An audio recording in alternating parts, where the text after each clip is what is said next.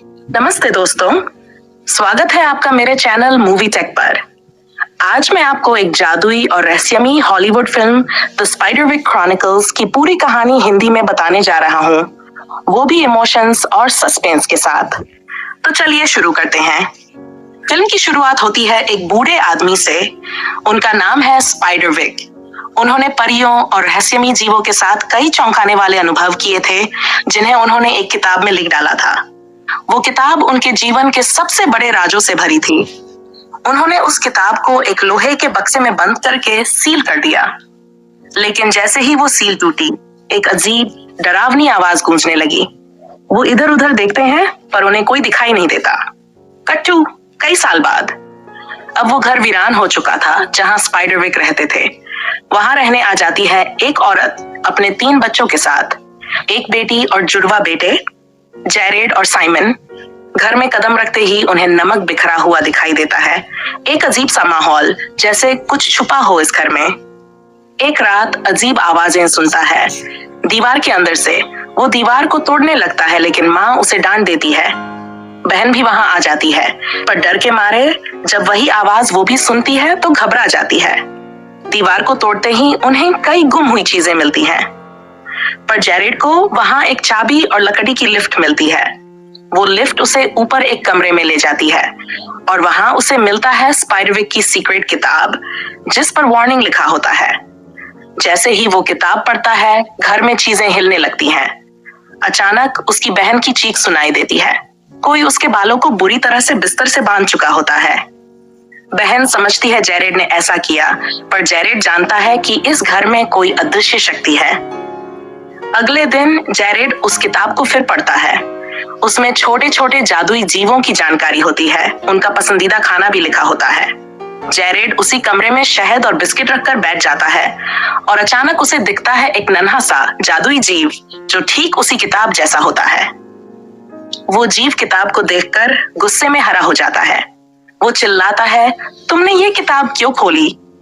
Jared माफी मांगता है और फिर वो जीव बताता है कि उसने स्पाइडरविक को भी सलाह दी थी कि इस किताब को नष्ट कर दे, क्योंकि अगर ये गलत हाथों में पड़ जाए तो दुनिया पर खतरा आ सकता है। फिर वो जैरेड को खिड़की से बाहर दिखाता है। फेरी सर्कल। अगर कोई इस जादुई घेरे से बाहर जाएगा तो भयानक राक्षस उसे पकड़ लेंगे। तभी जैरेड देखता है कि साइमन सर्कल के बाहर चला गया है और कोई उसे घसीट रहा है। जैरेड को वो जीव एक जादुई पत्थर देता है जिससे वह इन राक्षसों को देख सके। जैरेड भागता है और अपने भाई को बचाने की कोशिश करता है। रास्ते में उसकी मुलाकात एक गॉब्लिन से होती है, जो बताता है कि उसका परिवार एक क्रूर दानव ने मार दिया और अब वो किताब चाहता है। उधर साइमन को पकड़ लिया जाता है। एक बूढ़ा आदमी, असली विलेन, उसे धमकाता है कि किताब कहाँ है। साइमन कहता है मेरे भाई के पास है और सौदा करता है कि अगर उसे छोड़ा जाए तो वो किताब लाकर देगा। साइमन जैसे ही छूटता है, वह जैरेड से किताब छीनने लगता है। तभी गॉब्लिन्स का हमला शुरू हो जाता है। तीनों भाई बहन दौड़ते हैं और फेरी सर्कल में वापस आ जाते हैं, जहां राक्षस उनका कुछ नहीं बिगाड़ सकते। लेकिन उनकी बहन सर्कल से बाहर होती है और जैसे ही राक्षस उस पर हमला करते हैं, वह हवा में तलवार घुमाती है। जैरेड उसे जादुई पत्थर फेंकता है, जिससे वह भी इन प्राणियों को देख पाती है और लड़ाई करके सर्कल के अंदर आ जाती है। अब वो सभी फैसला करते हैं कि स्पाइडरविक की बेटी, जो अब एक मानसिक अस्पताल में है, उसकी मदद ली जाए। लेकिन बाहर निकलना नामुमकिन लगता है क्योंकि राक्षस चारों तरफ हैं। फिर उन्हें एक गुप्त सुरंग का पता चलता है, पर जैरेड चालाकी से किताब असली में अपने पास ही रखता है। जब वो सुरंग से बाहर निकलते हैं, राक्षस उनका पीछा करते हैं, लेकिन एक बड़ी छिपकली जैसे राक्षस को गाड़ी टक्कर मार देती है और वो फिर सुरंग में चला जाता है। अस्पताल में स्पाइडरविक की बेटी उन्हें देखकर चौंक जाती है। वो बताती है कि एक बार जब वह फेरी सर्कल के बाहर चली गई थी, फेरीज उसके पिता को उड़ा ले गए थे और तब से वह कभी नहीं लौटे। वह कहती है, अब आप मेरी मदद करें, मेरे पिता को वापस लाएं। तभी गॉब्लिन्स वहां भी पहुंच जाते हैं और किताब का आधा हिस्सा छीन ले जाते हैं। बच्चे डर जाते हैं। माँ आती है और उन्हें बचा ले जाती है। फिर जैरेड गॉब्लिन से दोस्ती करता है, जो पेड़ पर बैठा होता है और जो उसने पहले आजाद किया था। वह बताता है कि किताब का आधा हिस्सा अब उस दानव के पास है। अब किताब में एक पंखों वाले जीव ग्रिफिन के बारे में जानकारी मिलती है।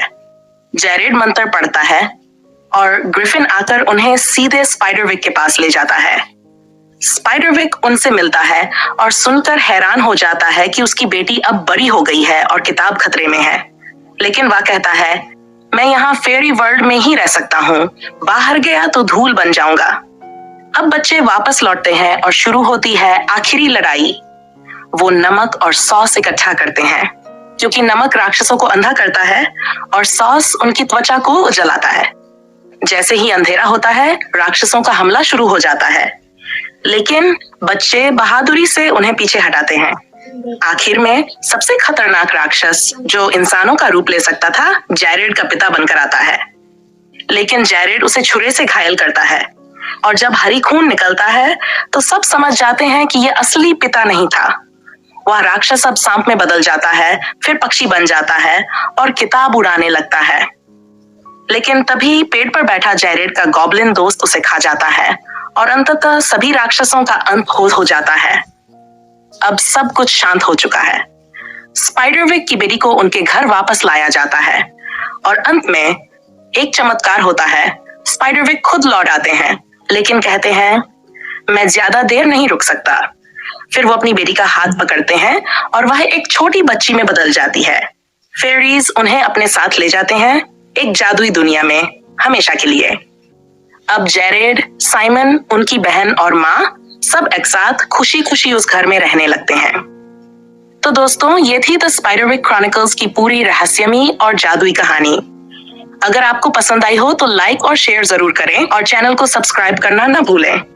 मिलते हैं अगली फिल्म की कहानी में, तब तक के लिए अलविदा।